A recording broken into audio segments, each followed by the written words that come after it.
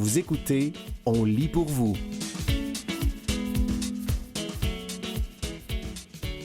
Pourquoi le cancer ne frappe pas tout le monde de la même façon? Une découverte majeure éclaire le rôle de nos gènes. Un texte de Véronique Molena, paru le 30 juillet 2026 dans Futura Science. Pourquoi l'exposition à un facteur de risque de cancer entraîne une maladie chez certains et pas chez d'autres? Une étude publiée dans Nature apporte un nouvel éclairage sur cette énigme en révélant un mécanisme jusqu'ici insoupçonné.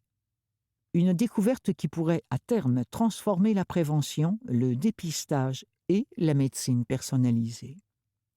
Mon grand-père a toujours fumé et il a vécu en bonne santé jusqu'à 96 ans. Qui n'a pas entendu ce genre d'histoire surprenante qui tendrait à démontrer que nous ne serions pas tous égaux face aux mêmes facteurs de risque? Si les scientifiques et les médecins s'accordent sur le fait que tout le monde ne réagit pas de la même manière face à des habitudes potentiellement néfastes comme le tabac ou l'exposition au soleil, on ne sait pas très bien quels mécanismes sont en jeu dans ces différences. Pour la première fois, des chercheurs des universités de Cambridge et d'Édimbourg ont mis en évidence comment le patrimoine génétique pourrait intervenir pour moduler le risque. C'est en tout cas ce que suggère leur étude publiée dans la prestigieuse revue Nature. Pourquoi un même facteur de risque ne produit-il pas les mêmes effets? Pour bien la comprendre, il faut reprendre quelques bases. Des tumeurs peuvent apparaître lorsque notre ADN accumule des mutations qui amènent les cellules à proliférer et à ignorer les signaux qui, normalement, leur ordonneraient de mourir avant de causer des dommages. Parmi les facteurs connus pour influencer l'ampleur des dommages à l'ADN, on retrouve bien sûr l'exposition à la fumée de cigarettes, mais aussi les rayons ultraviolets, l'amiante, les rayons X ou encore certains virus, papillomavirus, virus de l'hépatite B. Prenons la cigarette. On sait que la plupart des fumeurs ne développent pas de cancer du poumon alors que certains non-fumeurs en sont atteints. Pour tenter d'expliquer ce paradoxe, les chercheurs britanniques ont élevé 4 lignées de souris présentant des degrés de sensibilité variables au cancer du foie, couvrant ainsi une diversité génétique comparable à celle observée chez l'être humain. Des souris génétiquement différentes face au même cancérigène. Ils ont exposé les rongeurs à la diéthylnitrosamine, DEN, un agent cancérigène présent dans la fumée de cigarette qui, en provoquant des mutations de l'ADN dans les cellules du foie, entraîne leur cancérisation. Comme chaque souris avait reçu la même dose au même âge, dans des conditions contrôlées, les chercheurs ont pu éliminer les variations environnementales, autres facteurs de risque, qui compliquent généralement les études menées chez l'humain. Ils ont ensuite séquencé les génomes des tumeurs et analysé l'activité génétique associée. Afin de comparer la formation spontanée de tumeurs entre les différentes lignées, ils ont aussi examiné les souris non traitées, témoins. Ces données leur ont permis de reconstituer le mode d'évolution de chaque tumeur à partir de la mutation initiale à l'origine du cancer. Que montrent les résultats? Dans quasiment tous les cancers, il y a acquisition par les cellules d'une mutation conductrice qui active la même voie de signalisation favorisant le cancer, la voie MAPK. M-A-P-K. C'est une cascade de signaux moléculaires qui régule la croissance et la différenciation cellulaire et joue un rôle clé dans de nombreux types de cancers. Ce qu'ont découvert les chercheurs, c'est que selon le patrimoine génétique hérité par la souris, la mutation conductrice acquise modifie ou non l'activité d'autres voies de signalisation associées au cancer et entraîne ou non une tendance marquée à la duplication de l'ensemble du génome. Un phénomène au cours duquel la totalité des chromosomes est doublée. Une découverte qui change notre vision de l'évolution des cancers. Ainsi, le patrimoine génétique influencerait à la fois les processus de mutation et les voies conduisant au développement tumoral. Selon Duncan Odom, l'auteur principal de l'étude, le cancer ne survient pas entièrement par hasard. Bien que les tumeurs aboutissent souvent au même stade biologique final, le cheminement pour y parvenir est déterminé par le patrimoine génétique de l'individu. En d'autres termes, le génome hérité ne détermine pas seulement la probabilité d'avoir un cancer, il oriente aussi le chemin évolutif que ce cancer emprunte une fois initié, en influençant comment les mutations sont sélectionnées, la vitesse de progression et la stabilité du génome tumoral. Cette étude pourrait avoir des implications en termes de dépistage et de médecine personnalisée. Pour le docteur Sarah Aitken, qui a aussi participé à l'étude, si le patrimoine génétique influence à la fois le risque de cancer et la trajectoire évolutive des tumeurs, les futures stratégies de prévention et de dépistage devront prendre en compte la génétique héritée et la diversité des populations. D'autres recherches, notamment chez l'homme, seront nécessaires pour confirmer cette découverte, mais elles suggèrent déjà que le génome d'un patient pourrait un jour aider à interpréter quelles mutations ont été sélectionnées, la vitesse probable d'évolution de la maladie, certains mécanismes de résistance, voire de mieux évaluer le pronostic. C'était « Pourquoi le cancer ne frappe pas tout le monde de la même façon ?» Une découverte majeure éclaire le rôle de nos gènes. Un texte de Véronique Molena, paru le 30 juillet 2026 dans Futura Science.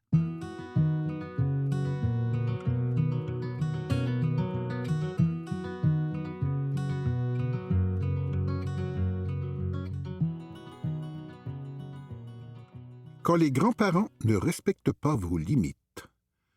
Un texte de Philippe Côté-Giguère, paru le 9 juillet 2026 dans Urbania. Les séjours chez mamie et papy, bien que salutaires pour les parents en manque d'options pour gérer leur progéniture au quotidien, peuvent parfois causer bien des frictions. C'est notamment le cas quand ils décident que toutes les règles du domicile familial ne passaient pas la porte de leur havre du lâcher-lousse. J'ai discuté avec Suzanne Vallière, psychologue, formatrice spécialisée, psychothérapeute, conférencière et co-autrice du livre « Le psy-guide des grands-parents » pour déterminer quelles sont les meilleures pratiques et éviter qu'une visite prolongée chez les grands-parents transforme vos enfants en démogorgons. Voici ce que j'en ai tiré. S'entendre sur des règles à respecter. Même si ce n'est pas toujours facile, les parents et les grands-parents doivent être en accord sur un certain cadre à respecter, même si les limites peuvent être négociées sur certains aspects, comme l'heure de coucher ou la quantité de Skittles ingérés en une journée, pour sécuriser les enfants et assurer une constance avec les règles de la maison. D'ailleurs, une étude démontre que 40% des parents disent que les mésententes sont dues au fait que les grands-parents ne sont pas assez sévères. Selon Suzanne Vallière, la mise en place de cette structure permet aussi aux grands-parents de ne pas se faire manipuler par leurs petits-enfants qui pourraient profiter d'un certain flou. Les petits ne sont pas supposés arriver chez les grands-parents et avoir l'impression qu'ils peuvent tout faire, sans quoi une perte de contrôle est quasi inévitable, précise-t-elle. Comprendre les rôles de chacun. Une mésentente sur les responsabilités des parents et des grands-parents peut aussi amener de l'eau au moulin de la bisbille quand les aînés prennent soin de la marmaille pour une période prolongée. Le rôle des parents est d'éduquer leurs enfants en leur inculquant des valeurs et des comportements qui leur permettent éventuellement de devenir responsables et autonomes. Celui des grands-parents est de suivre ce modèle instauré en s'assurant de demander l'avis parental avant de prendre des décisions importantes tout en mettant l'emphase sur le plaisir. Le rôle des grands-parents, c'est d'emmagasiner des souvenirs dans l'enfance des petits-enfants, pas de jouer un rôle éducationnel. La psychologue mentionne que les grands-parents doivent se rappeler que ce n'est pas à eux de prendre toutes les décisions comme ils le faisaient auparavant quand ils étaient responsables d'élever leurs propres petits. Elle explique que les grands-parents doivent accepter de jouer un second rôle en laissant l'avant-scène aux parents. Donner un coup de main au quotidien. Souvent, les parents croient à tort que les grands-parents, comme ils ont un horaire moins chargé, ont le temps et l'énergie pour compléter toutes les tâches requises lors d'une ou plusieurs journées de gardiennage. Il faut cependant se rappeler que ces nombreuses responsabilités ne sont pas toujours faciles à gérer pour des personnes un peu plus âgées habituées à une routine plus relaxe. La spécialiste avance qu'il est bénéfique pour tout le monde que la lourdeur de la tâche ne vienne pas gâcher ces moments passés entre grands-parents et petits-enfants. Elle ajoute qu'il est possible de rendre la routine plus facile en fournissant des repas ou des idées, par exemple. Il faut aider les grands-parents pour que ça se passe mieux pour tout le monde, avance-t-elle. Communiquer dans le respect. Ça concerne toutes les relations humaines, mais la communication est d'une importance capitale pour s'assurer que tout se déroule le mieux possible, autant avant que pendant et après le séjour. C'est notamment le cas lorsque les parents souhaitent que certaines règles soient respectées. Parfois, une brève explication pour motiver le raisonnement derrière une façon de faire demandée par les parents peut faire comprendre l'enjeu aux grands-parents et inciter ces derniers à la respecter. Une mauvaise communication peut aussi créer des situations où les parents croient que les grands-parents tentent d'outrepasser leur autorité, alors qu'il s'agit la plupart du temps d'un simple malentendu, selon la psychologue.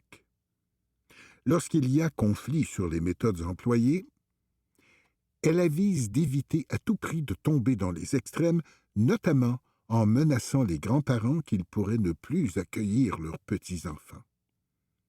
À moins que cela ne soit justifié par un événement grave, bien entendu. Ces désaccords se nomment, dans la politesse, le respect et la bienveillance, ajoute Suzanne Vallière. Elle conseille par ailleurs de discuter de ces enjeux qui peuvent être difficiles à aborder dans un endroit public comme un café pour assurer un certain décorum. Lâcher prise des deux côtés. Des parents plus stricts ont tendance à ne pas vouloir déroger des règles établies au domicile familial, même quand les enfants séjournent à l'extérieur. Or, tant qu'il n'y a pas de dérape, le compromis devrait être privilégié. Il faut aussi se rappeler que, malgré leur jeune âge, les petits sont en mesure de comprendre que certaines exceptions ne sont acceptées que lors de leur visite chez les grands-parents. Suzanne Vallière ajoute « Tant que ce n'est pas grave et que ça n'atteint pas la protection physique, au niveau nutritionnel ou psychique de l'enfant, je ne pense pas qu'une intervention soit nécessaire. C'est juste de beaux souvenirs. » Elle stipule qu'il n'est pas toujours facile pour les grands-parents de comprendre qu'ils n'ont plus de pouvoir éducatif sur leurs enfants lorsque ceux-ci seront adultes. L'autorité parentale peut être particulièrement atteinte quand un grand-parent reprend un parent devant un enfant, ce qui mine sa crédibilité selon l'experte. Faire une transition tout en douceur. Après une période de privilège, comment réinstaurer la routine ennuyeuse de la demeure familiale? Tout simplement, assurez-vous de prendre un moment pour expliquer à vos enfants que ces moments sont exclusifs aux visites chez les grands-parents. Il est également possible de mentionner que, s'ils avaient cours tout le temps, ils seraient infiniment moins spéciaux. Suzanne Vallière suggère aussi, de façon plus concrète, de faire prendre un bain aux enfants quand ils sont en période de surexcitation ou de crise, comme l'eau aide naturellement à relaxer le corps et l'esprit. Elle affirme qu'il est primordial pour les parents de ne pas prendre ces périodes de transition plus difficiles de façon personnelle en menaçant de mettre fin aux visites chez les grands-parents. C'est la faute de personne, c'est tout simplement situationnel, conclut-elle. Une petite demi-heure dans l'eau chaude, ça relaxe tout le monde. Même après une surdose de jujube et de cocomelon. C'était « Quand les grands-parents ne respectent pas vos limites », un texte de Philippe Côté-Giguère, paru le 9 juillet 2026 dans Urbania.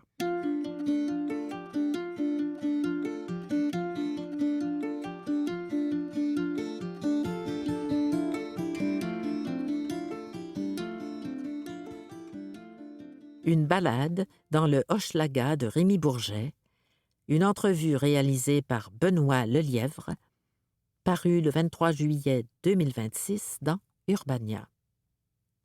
Au cœur de l'univers du roman Promenade Hochelaga.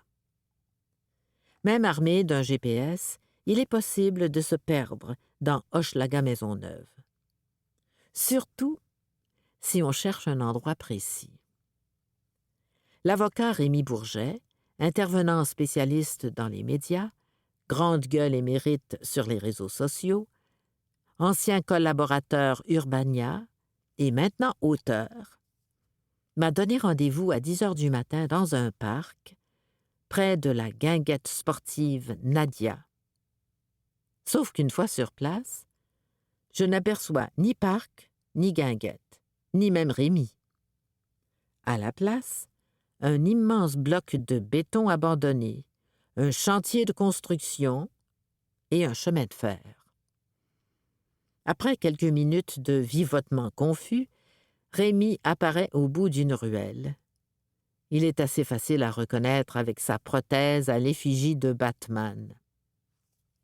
Le parc est de l'autre côté de la traque de chemin de fer. On ira tantôt si tu veux. Mais faut passer en dessous du viaduc. Sinon, le Canadien Pacifique va nous donner un ticket, m'explique-t-il.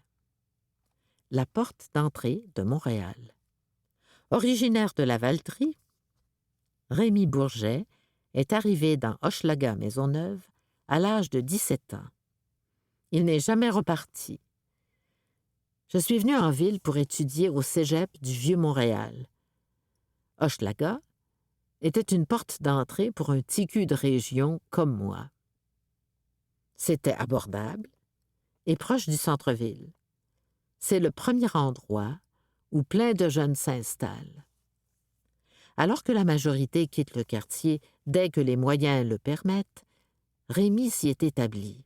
25 ans plus tard, il y a même fondé une famille et ses 2 garçons fréquentent l'école publique. Si Rémy est le premier à reconnaître son privilège, il refuse de laisser sa profession ou son statut l'éloigner d'Hochelaga. C'est un grand melting pot, dit-il.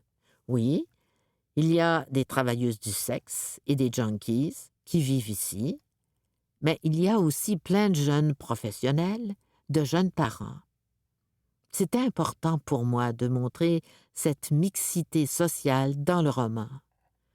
Certains endroits sont plus gentrifiés que d'autres, mais ici, personne ne vit dans une bulle. Ça ne se passe pas sans heurts, bien sûr. On développe une certaine vigilance, surtout quand on devient parent. Rémy Bourget est détendu et souriant. Il a toutes les raisons de l'être. Son tout premier roman, Promenade Hochelaga, apparaître chez Hurlante Éditrice le 6 août, est en réimpression avant même d'avoir atterri en librairie. J'ai eu le plaisir de lire le livre il y a quelques semaines.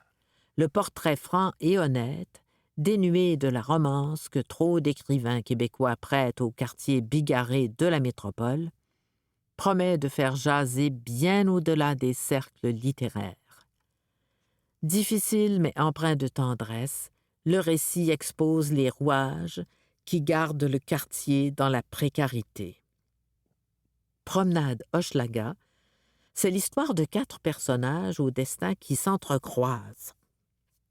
Une travailleuse du sexe, une mère monoparentale, un homme à tout faire avec un grave problème de dépendance et un charismatique avocat qui n'a absolument rien de bienveillant. un choix aussi intriguant que rafraîchissant pour l'auteur qui exerce lui-même la profession.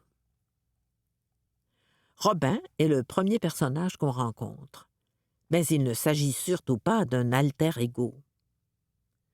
Je voulais montrer que malgré notre provenance, on peut se retrouver dans le même genre d'étau.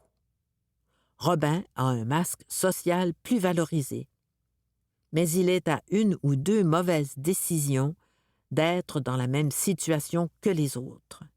Que tu sois avocat ou travailleuse du sexe, tu peux avoir les mêmes problèmes, les mêmes dépendances, confie l'auteur. En se promenant dans le quartier, on peut apercevoir des tentes plantées un peu partout, souvent à l'abri des regards, dans les boisés ou sous les viaducs. Tu savais que des gens font pousser des légumes sous les viaducs?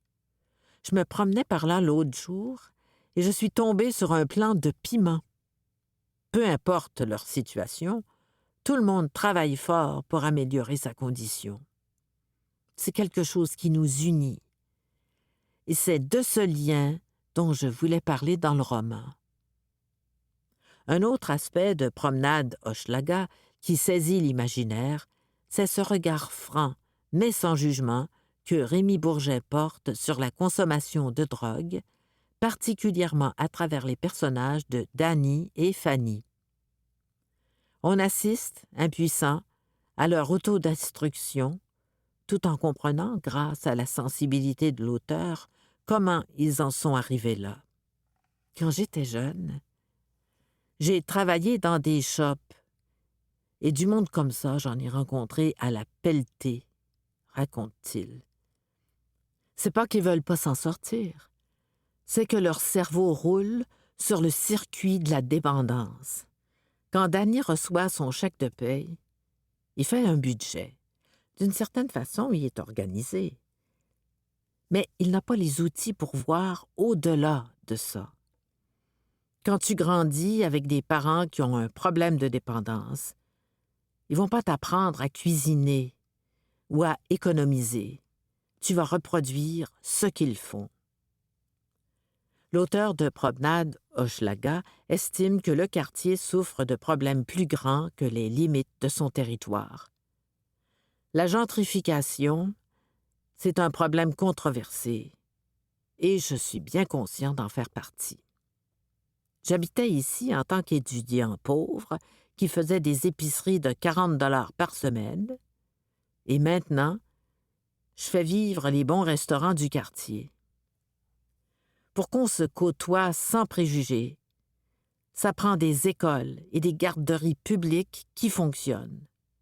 Mais avec Donald Trump et la montée du techno-fascisme, c'est malheureusement pas en haut de la liste de priorités pour nos gouvernements.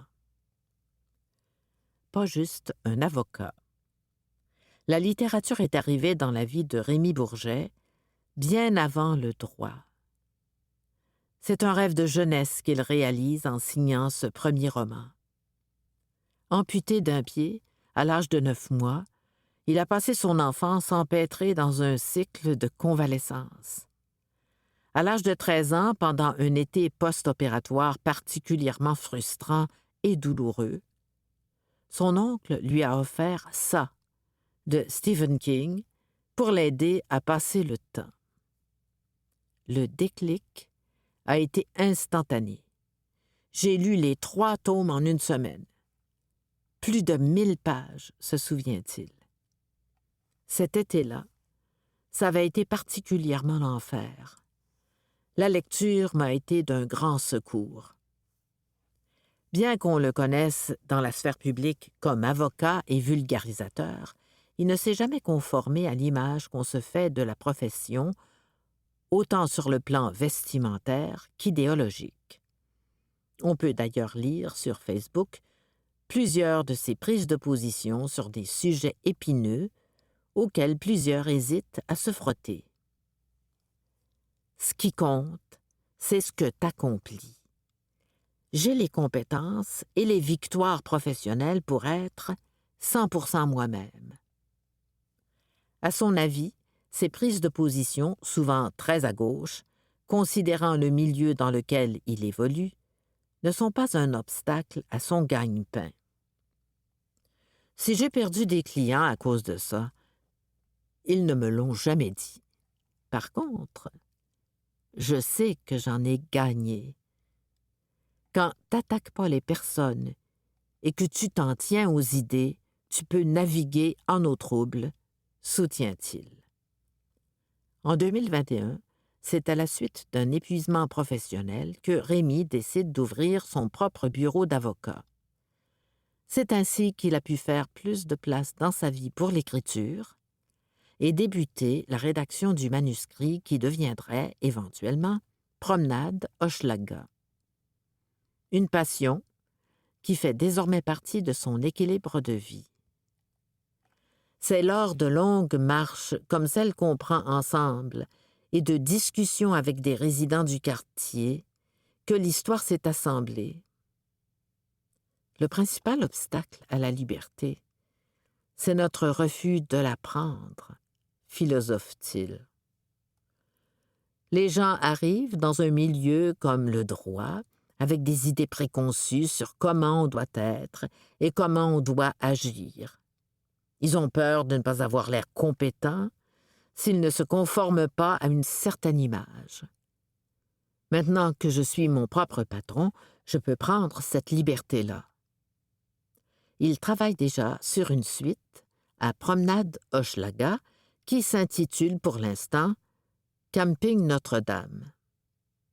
C'est plus facile, maintenant que les personnages sont créés et vivent en moi, de les projeter dans de nouvelles situations. Si j'ai un souhait pour mes romans, c'est qu'ils puissent documenter dans le temps comment le quartier était vraiment à notre époque. Notre balade se termine au coin de Rouen et Moreau, après 2 heures, 10 000 pas et quelques litres de sueur qui obscurcissent nos t-shirts. On est aussi cuit que 2 hot-dogs vapeur de la pataterie, mais la beauté meurtrie et l'espoir tenace qui caractérise Hochelaga Maisonneuve continue de me trotter dans la tête longtemps après être revenu à l'air climatisé. Je ne pouvais pas demander meilleur guide que Rémi Bourget pour m'y initier. Sur les pages, ou à même les rues du quartier. C'était une balade dans le Hochelaga de Rémi Bourget, une entrevue réalisée par Benoît Lelièvre, parue le 23 juillet 2026 dans Urbania.